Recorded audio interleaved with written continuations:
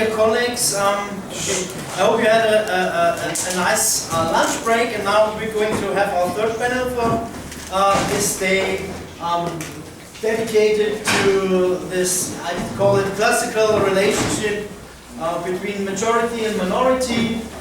We will change the order of the speakers. We will, as Zoran Janjetovic is somewhere in the house for organizational reasons. So we will start with our colleague Alexandru Murad Mirinov from Romania. He will give us a paper in English, I suppose. Yes. On the politics of Greater Romania towards its minorities. So yes, as you see, minorities in the focus, not the majority. He is scientific fellow at the Faculty of History at the University of Bukarest, a historian from the profession, got his degree and his dissertation in Bucharest, and he lays a focus in his research on contemporary history, social history, and the workers' history. And in German, he published a chapter in Uwe Backe's Staatssozialismen im Vergleich, Göttingen 2019, that's very recent, Wirtschafts- und Sozialpolitik in Rumänien, and two monographies, one on the interwar period in Romania and the relations between the Soviet Union and Romania in 2013 at the Institute for the Study of Totalitarianism in Bucharest, and the monography on the history of ideas in Europe from a Romanian perspective, as well in 2013 in Bucharest. So, the floor is yours. As you heard, you have got exactly 20 minutes, and I'm going to interrupt you. No, take your time. Oh, do not say that. Okay, I'll stay here. See the slides. No, I'm not sorry, there's been a...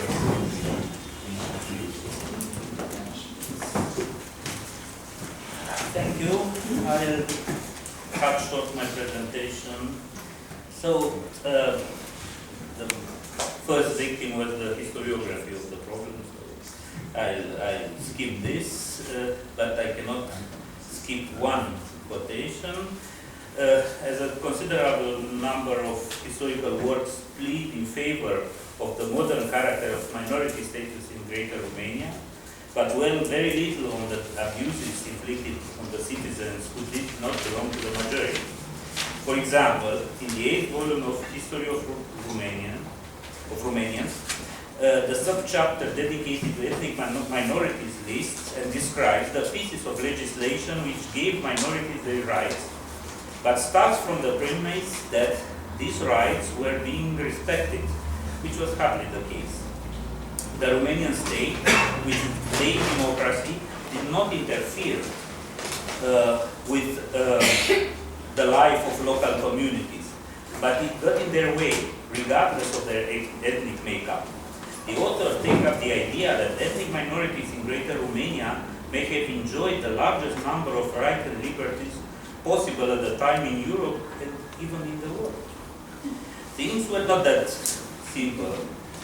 Indeed, Romania ensured certain minimum rights to her minorities, but however, does not mean that Romania was some sort of ethnic minorities paradise. The present study is structured as follows. The first part deals with the numerical situation of minorities in Romania during the first decade of the interwar period. The second part deals with their legal status, and the third part with the interethnic relations. I start from the premise that Greater Romania tried to acquire the legal and institutional instruments needed in order to become a modern and tolerant country. The post-war enthusiasm gradually died off, and Romanian politics resorted to the administrative constraints typical of French centralism, a model it had adopted in the mid-19th century. The best example in this sense is the fact that the historical provinces, with their century-old experience, were ignored in favor of unification at all costs, a method which had to do with the experience of the previous century, when the state had been the only modernizing factor. Concerning the population of Romania, I have used the data from the 1930 census as recorded in the Encyclopedia of Romania, Volume 1, better known as the Encyclopedia of King Carol II. Previous data are only partial and come from ambiguous sources, altered by the border fluidity caused by the First World War. Thus, even if it occurred towards the end of the period I am considering, I believe that the 1930 census remains the main demographic statistics of the time. And you can see the statistic here. I will not discuss it. I want only a few things, mainly that I use this urban-rural ratio in order to show that minorities were stronger, bigger in the cities than in the countryside, which gives me the opportunity to cite Irina Livezeanu's book on cultural politics in Greater Romania, and she said cities and their inhabitants were therefore alien and suspicious realities. End of quotation.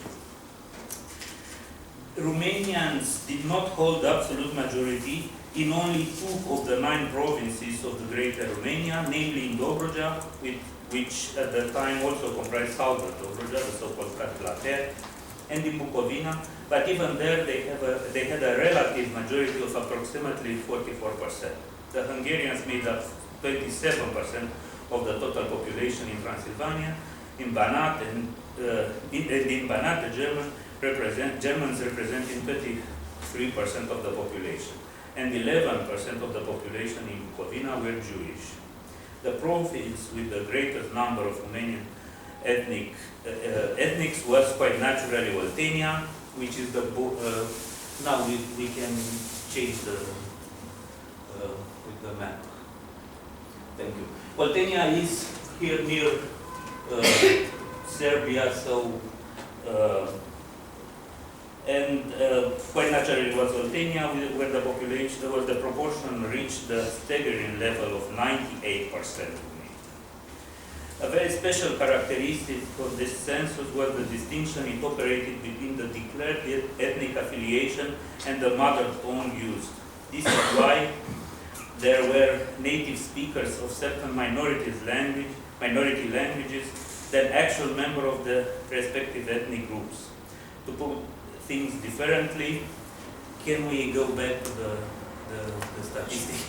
Thank you. As you can see, there are 2 different parts of these statistics, by ethnicity and by language. And in both cases, I use the urban-rural ratio, because by language, there are different figures than by ethnicity, and also by language, minorities are sometimes stronger in the cities than Romanians, sometimes, not always. And there are some special figures here, with Germans more, for example, Germans are only 4.1%, but by language they are 5.8%. So there is a difference. The most interesting is with the Roma people, which are only 0.5%, 0.6% in general by language, and they are 1.5%. So it's a special case here. And to put in the things differently, there were more Russian speakers, people who stated that Russian language was their mother tongue, than ethnic Russians. The explanations reside in the process of denationalization, which, especially in urban areas, had meant that if one wanted to succeed from a social point of view, one was forced to adopt the language of the former hegemonic power. throughout the 19th century, modern laws invariably made the distinction between the native population and the groups which religiously and ethnically did not belong to the majority, despite the fact that the equality principle was formally stated in the documents of the 1848 revolution in both Moldavia and Wallachia. Still, this principle was never even codified, let alone applied. The main victim of this treatment were the Jews, whose emancipation was accepted only after 1877-1878 independence war and subsequent peace, and only under pressure from the foreign powers. Even so, citizenship could be obtained only individually. Later laws further limited the Jews' access to education, holding public offices, etc. Ethnic minorities gained rights towards the end of the Great War. On the same hand, because the new provinces were multi-ethnic, and on the other because the ethnic minorities from the old kingdom have proved loyal to the Romanian state, many soldiers belonging to these minorities dying on the battlefield. The factors contributed to this change.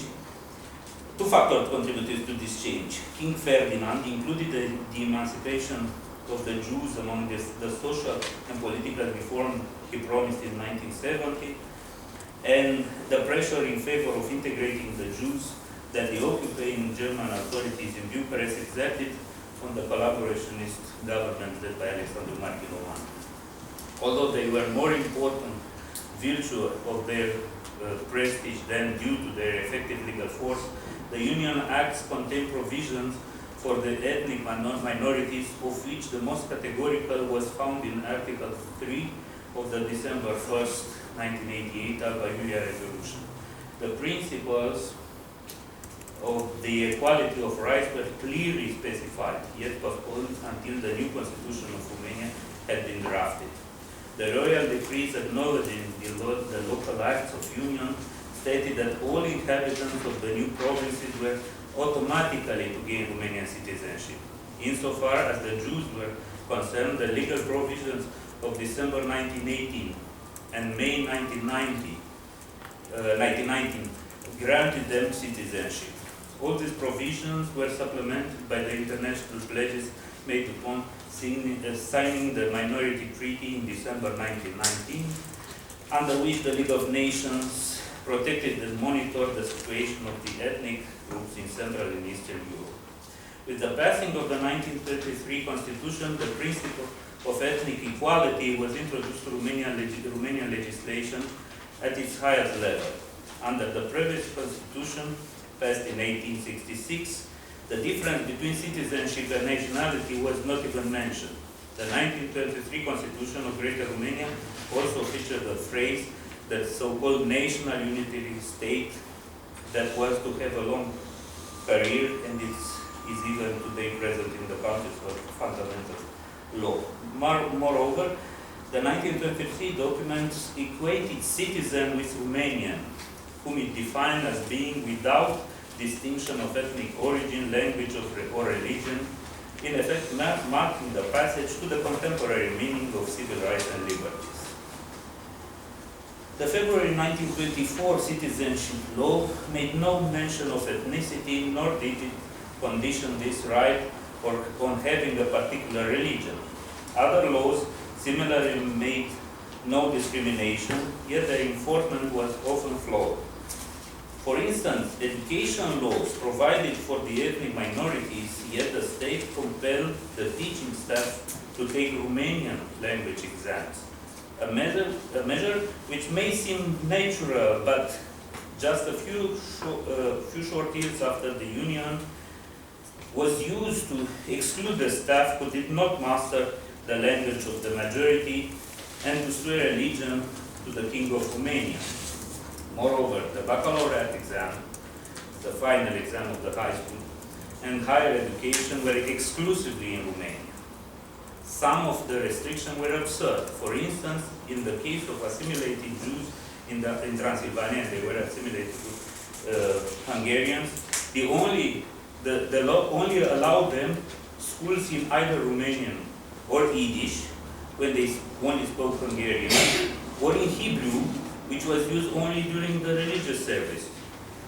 In the aftermath of the First World War, the agrarian reform proved the most important instrument of social change Romania had ever known. The laws codifying it took on local characteristics, and yet none of them introduced any restriction on an ethnic nature.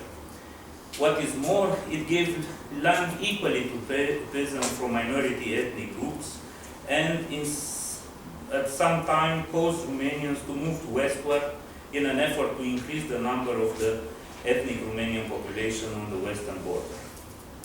There was even a project for an ethnic minorities law, but it was never carried out, being postponed by all the parties that alternated power. In 1920, General Bukarest, who was Prime Minister as head of an essentially populist party, delegated the problem of ethnic minorities to one of the Undersecretaries of State in the Home Affairs Ministry, a policy which was only sporadically carried on by successive governments. An Undersecretariat of State for Minorities was established only in 1931 by Nicolae Iorga's government.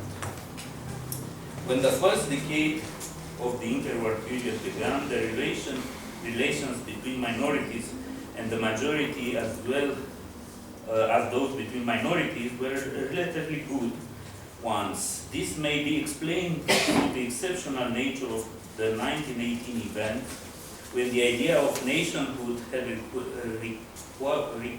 requisitioned all other political concerns. Unfortunately, this failed to become reality. The idea of equal rights for all did, however, survive for a while. In this first decade, there was really an idea of equality. In mid-1920s, nationalism was nevertheless well entrenched, and towards the end of the decade, society witnessed the first manifestation of the far-right movement. The explanations for this are multiple and linked with the political and administrative failures, with economic and social stagnation, etc. There was an undercurrent of discontent among many socio-economic classes, as well as some political and ethnic groups. The citizens of Greater Romania were unhappy with the country they were living in. A widespread feeling that was particularly acute in the provinces which had joined the old kingdom in the course of 1980. Although the most significant political parties, the Liberal Party and the National Present Party, never officially sanctioned an anti-Semitic policy, they did little to distance themselves from a nationalist one, and some politicians did not shy away from an anti-Jewish approach. Numerus clausus was a constant topic, and in certain fields, such as migration or access to the labor market, the so-called numerus valachicus was applied. You can imagine what numerus valachicus is, using all the percentage you can calculate. Despite all this, throughout that decade, Romania was a destination for migrants coming especially from the east. For the period of the civil war in Russia, the number of refugees to Romania is said to have totaled 170,000. For sure, the Romanian army's entry to the territory of Bessarabia prevented mass assassination of Jews as those perpetrated by the White armies in the neighboring Ukraine.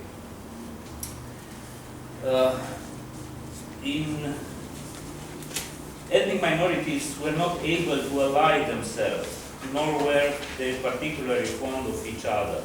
The Romanian administration occasionally managed to diffuse some very serious interethnic conflicts.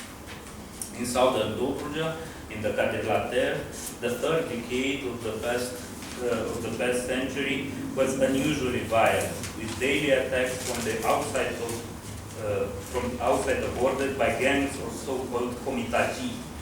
Their enemies were the Romanian gendarmes, but the victim of choice was usually the numerous Turkish population living there from the times of the Ottoman occupation. Only the presence of the Romanian army prevented the ethnic cleansing. In other cases, the local politics proved Balkan to the point of ridicule. In Sighișoara, Romanians, in Transylvania, Romanians had always been a minority. The city was dominated by an important German community, seconded by a slightly less numerous Hungarian one. The two ethnic groups were so influenced that, despite pressure from the central government and from the prefects it appointed to rule Târnava Mare County, the Romanians in Sighișoara were unable to build themselves a bigger Orthodox church after 1980. Through maneuvers which seem taken from a comedy of manners by the great Romanian playwright Ionuca Caragiale, the liberal government managed to convince the Hungarians to abandon their agreement with the Germans and set up a joint Romanian and Hungarian administration of Sighișoara, which promptly offered the city's central park as venue for the future Orthodox cathedral. I have some conclusions. The archives of the Public Order Enforcement Institution in Romania hold reports about the events which in the past merited the attention of the superiors. The reports contain information about local conflicts, crimes, and so on. One chapter was titled Security Problems and referred to communists, legionaries, extremists, etc. But it also dealt with the ethnic minorities. The law may have pronounced them equal in rights to other citizens group, but the police regarded them as intrinsically suspect. Greater Romania was equipped with all legal tools it needed to be a liberal state, but to recall the description made by the Romanian Marxist theorist Constantin Dobrogeanu Gherea at the end of the 19th century, this was valid only in the pays legal, whilst in the pays réel, in which nationalism and anti-Semitism were on the rise, ethnic minorities were the daily bread of the secret police and the gendarmes. Thank you. Thank you.